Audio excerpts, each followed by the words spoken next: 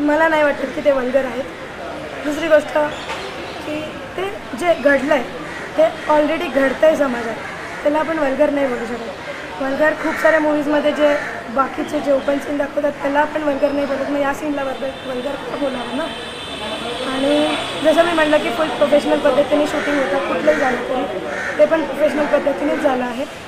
आणि ते जी सत्य घटना घडल्या असल्यामुळे मला नाही वाटत की ते करताना मला लाज नाही वाटली किंवा त्यालाही लाज नाही वाटणार, कारण ते जे घडतं आहे समाजात तर ते समाजाला लाज वाटली पाहिजे हे घडतं आहे यामुळे, ना की आम्हाला की ते दाखवण्यासाठी। या चित्रपटातलं एक कलाकार म्हणून चित्रपट कुठे कमी पडतो असं तुला वाटतं? चित्रपटात टेक्निकल इश्यूज आहेत भरपूर साऱ्या, कारण एखादा ठोस प्रोड्युसर नसल्यामुळे मूवीला लोकांचा सहभाग मिळाला आहे, लोकांनी देणग्या देऊन मदत करून हा मूवी कंप्लीट झाला आहे।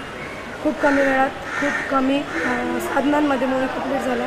मूवी कंप्लीट करण्यासाठी जे पण साधनं लागतात ती नसल्यामुळे आमच्याकडे काही टेक्निकल इश्यू असतील तरी पण एवढ्या कमतरतांमधून पण एवढा चांगला मूवी बाहेर काढला आहे आम्ही।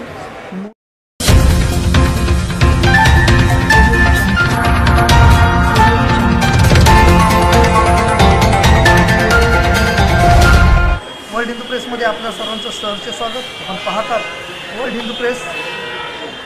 आज मुंबई मराठी पत्रकार संघामध्ये ज्या चित्रपटाचा शो सेन्सॉरकडून अजून पूर्णत्वास जात नाही त्याला रोखण्यात आलेला आहे, त्या चित्रपटाचा शो मुंबई मराठी पत्रकार संघामध्ये काही वेळापूर्वी दाखवण्यात आला।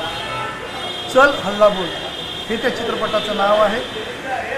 सर्वसामान्य लोकांनी, सर्वसामान्य कुटुंबातील तरुणींनी प्रस्थापितांच्या विरुद्ध विस्थापितांचा लढा हा या चित्रपटातून दाखवण्यात आलेला आहे। चित्रपटातील काही कलाकार आहेत, आपण त्यांच्याशी संवाद साधतो।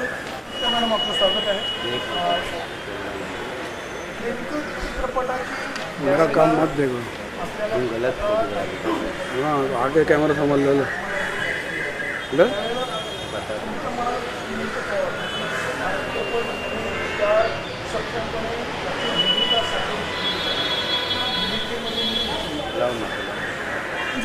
माझं नाव शोभा महेश आणि या चित्रपटाचे दिग्दर्शक महेश बनसोडे माझे वडील आहेत, त्यामुळे पिक्चर लिहिण्यापासून स्टार्टिंगपासून त्यामुळे तो रोज आधीपासून जेव्हापासून तो पडद्यावर उतरला तेव्हापासून मी तो बघत आहे, तेव्हापासून ते मी डोक्यात इमॅजिन करत आहे आणि शूटिंगच्या टाईमला तर खूप आनंद मजा आली, एन्जॉय करत करत सगळं खूप कम्प्लीट झालं। तर पूर्ण मूवी जर तुम्ही बघितलं हिस्ट्री आहे, ती हिस्ट्री बघितलं कोणाची अंगठी पाहता येईल आणि ते बघितल्यावर ते जर जे माणसं जगत आहे तेव्हा ते इसका इंटरव्यू होना तो फिर बात करते हैं। पण स्वतःच्या हक्कासाठी काही करू शकतो, त्यामुळे तर आवडेल आणि मूवी केलेला म्हणजे पूर्णपणे प्रोफेशनलिझम असतं, ते प्रोफेशनली केलेलं आहे। माझ्यामध्ये ते ॲक्चुअलमध्ये विलन्स आहे, भूमिकामध्ये तरी काही यात्रेच्या वगैरे गोष्टी झालेल्या आहेत, तर त्याचं ते विलनशी घेतात ते दाखवलं आहे। मूवी बघितल्याच्यानंतर तुम्हाला माहिती पडेल की त्याच्यामध्ये त्याच्या पाठीमागे त्याच्याबद्दल काय आहे ते बघून बघितल्याच्यानंतर त्याच्या पाठीमागच्या मदत कशामुळे झाली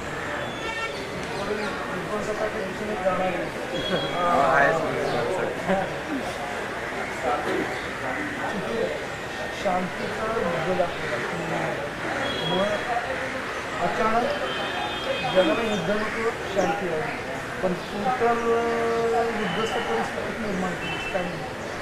त्याच्यावर माझं एक म्हणणं आहे की भीमा कोरेगाव हा जो आमचा इतिहास आहे त्यामुळे जे रक्तातलं जे सरसरण आहे ना ते जगापर्यंत आणि पूर्ण देशातील तळागाळातल्या लोकांपर्यंत पोहोचवण्याचं काम आम्ही चित्रपटाद्वारे केलेलं आहे।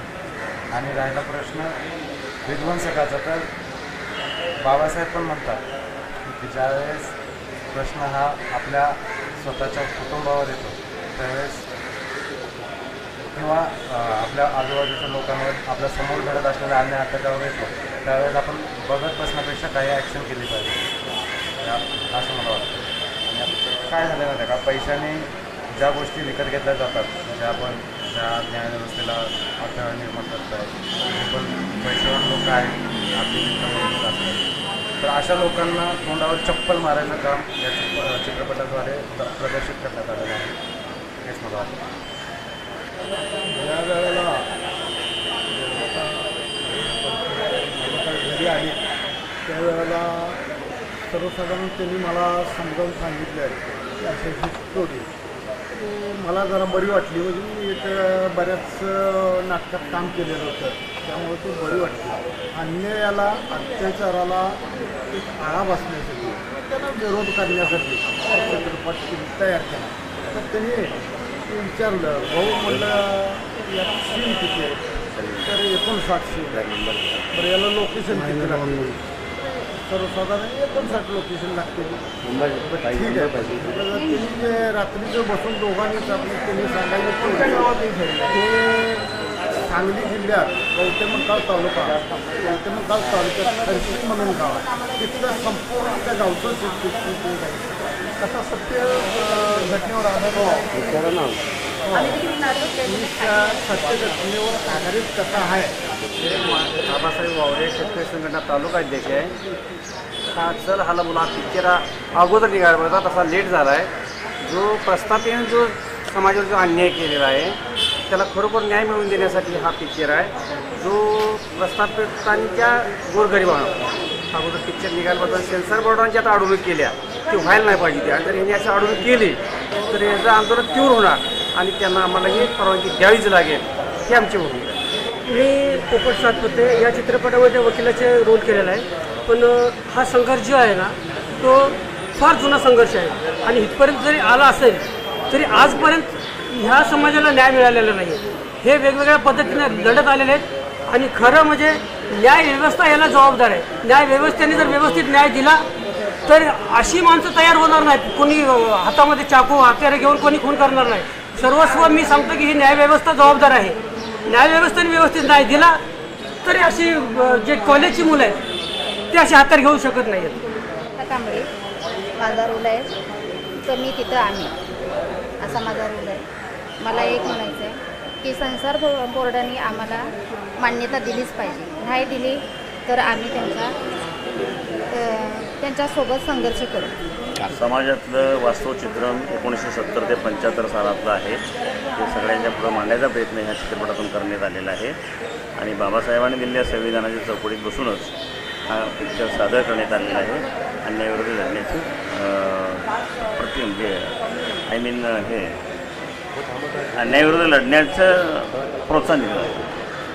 साधारणतः 50-55 वर्षापूर्वीच्या ज्या घटना महाराष्ट्रामध्ये गावखेड्यामध्ये घडल्या त्या एक डायरेक्टर म्हणून ज्या वेळेला एवढ्या मोठ्या कॅनव्हास होता हातामध्ये मर्यादित साधनं आहेत आणि सगळ्याचं सोम घेता येतं मला परंतु पैशाचं सोम घेता येत नाही. आर्थिकदृष्ट्या कमकुवत असतानाही एवढी मोठी गरुड जेल घेतली.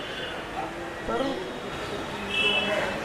या सगळ्या प्रोसेसमध्ये नेमकी कोणाची कशी मदत झाली, कारण ही पडत्या काळामध्ये सुचलेली जी कल्पना आहे किंवा जे वास्तव आहे ते पडद्यावरती मांडणं तेवढं सोपं नाही, पण तरी तुम्ही प्रयत्न केला मांडलं. त्याच्यामध्ये नांदेड घसांना बरीच अंतरला तुम्ही 2 ते 2.5 मिनटं द्यायला पाहिजे.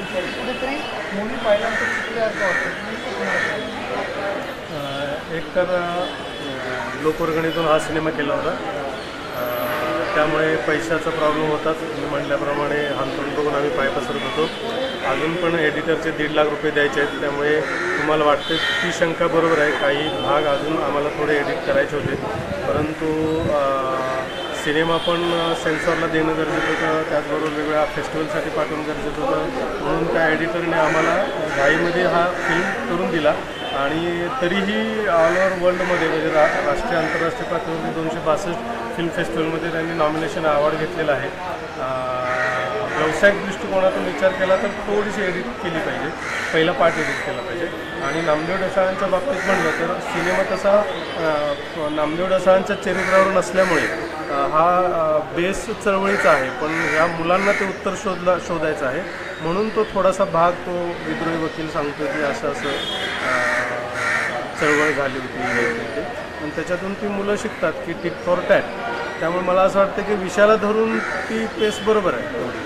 चित्रपटातला जो वकील आहे त्याने जे चित्रपटामध्ये त्या विद्यार्थ्यांना सांगितलं तीच भूमिका वास्तवात तुमची आहे का वेगळी आहे? तसं सिनेमा आणि वास्तवात असा फरक मी करू शकत नाही, कारण तशी घटना माझ्या बाबतीत घडली तर मी टिट फॉर टॅटवरतीच उतरेन. आणि मला असं वाटतं की कोणी तसाच विचार करेल की कानाखाली जर कोण मारत असेल आणि आपण त्याला सांगतो की नको मारत, परत तो मारत असेल 3-4 वेळा झालं तर तुमचा हात उचललाच पाहिजे ना. मुंगीला पण राग असतो, मुंगी तुम्हाला पायाखाली आली तर मुंगी पण चावते. मला बरेच जण म्हणतात की तुम्ही बुद्धांच्या मार्गाने जाणार तर मग हिंसेचं समर्थन कसं करता. आम्ही हिंसेचं समर्थन करत नाही, पण जर कुत्रा पिसाळा तर त्याला काय करणार, तर तुमच्याकडे पर्याय नसतो माराचा. ज्यावेळेला भारताने पहिल्यांदा अणुस्फोट केला त्यावेळेला आपल्या देशाने जगाला हसत म्हटलं आणि बुद्ध हसलं. व्यवस्थेविरुद्ध बंड करून उठणारा हा चित्रपट आहे. दाहकता वास्तवता ही जवळजवळ 50-55 वर्षापूर्वीची आहे आणि महाराष्ट्रातल्या काही भागात कदाचित असं घडत असेल, घडतंही काही गोष्टीतून आपल्याला ते पाहायला मिळतं आहे, वाचायला मिळतं. सोशल मीडियाचं युग आहे. ज्या गोष्टी बातम्यांमधून आपल्याला छापील स्वरूपात किंवा दूरदर्शन किंवा खाजगी वृत्तवाहिनीतून पाहायला मिळत नाही, अशा सोशल मीडियातून काही मिनिटात काही क्षणामध्ये दाहकता प्रत्येकाच्या मनापर्यंत जाते. न्यायव्यवस्थेविरुद्ध चीड आहे ती चीड यातून व्यक्त करण्यात आली आहे. त्याचप्रमाणे मला जर न्याय मिळाला नाही तर मलाही तसंच बंड करावं लागेल अशी भावना या चित्रपटाच्या माध्यमातून नवतरुणांच्या मनामध्ये निर्माण होऊ शकते. हे थोडं घातक जरी वाटत असेल तरी सत्यता, वास्तव आणि घडलेल्या घटनेला सामोरे जाण्याची प्रत्येकाची बुद्धिशीलता आणि त्या क्षणी करण्यात येणारा विचार यावरती या सगळ्या गोष्टी अवलंबून असतात. कायदा कोणी हातात घेऊ नये हे जरी खरं असेल, परंतु आल्या प्रसंगाला तोंड देत 2 हात करणं हा मानवी स्वभाव आहे आणि या स्वभावापासून माणूस अलिप्त राहू शकत नाही. चित्रपट मला तरी सुंदर वाटला. पहा, चल हल्ला बोल आणि मराठी माणसाचा पहिला प्रयत्न आहे, त्या प्रयत्नाला यश यावं अशी प्रार्थना करतो आणि थांबतो. वर्ल्ड हिंदू प्रेस करता मुंबई येथून दिनेश मराठे, मुंबई. धन्यवाद.